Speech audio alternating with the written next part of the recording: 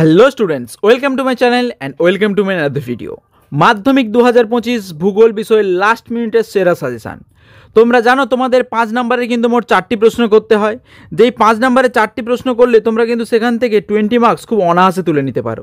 তোমরা দেখে নাও তোমাদের 5 নম্বরের কোন 4টি প্রশ্ন ভালো করে করতে হবে। তাই এখনও যারা আমার চ্যানেলটিকে সাবস্ক্রাইব করোনি অবশ্যই চ্যানেলটিকে সাবস্ক্রাইব করে দাও, এবং যারা ফেসবুক থেকে দেখছো অবশ্যই আমার পেজটিকে ফলো করে দিও। তো দেখে নাও তোমরা কোন কোন 4টা প্রশ্ন ভালো করে করবে।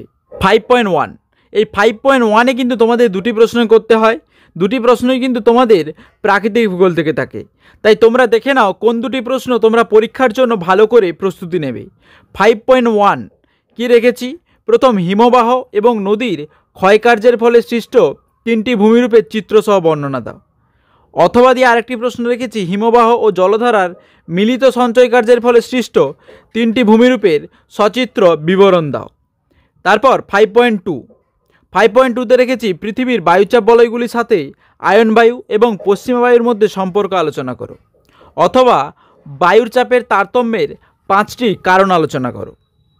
তারপর রেখেছি 5.13, চিত্রসহ পরিচালন ও শৈলোৎক্ষেপ বৃষ্টিপাতের প্রক্রিয়া বর্ণনা করো। তারপর অথবা দিয়ে রেখেছি, জোয়ার ভাটা সৃষ্টির কারণগুলি চিত্রসহ আলোচনা করো।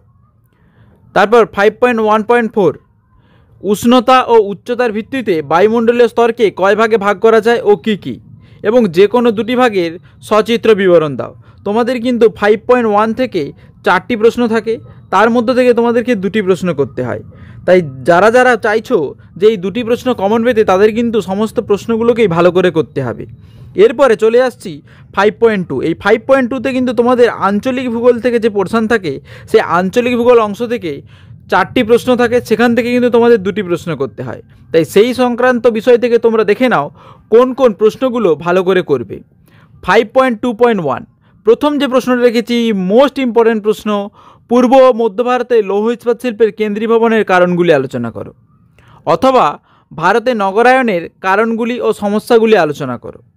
তারপর 5.2.2, ভারতে গম, ধান ও চা চাষের ভৌগোলিক পরিবেশ ব্যাখ্যা করো।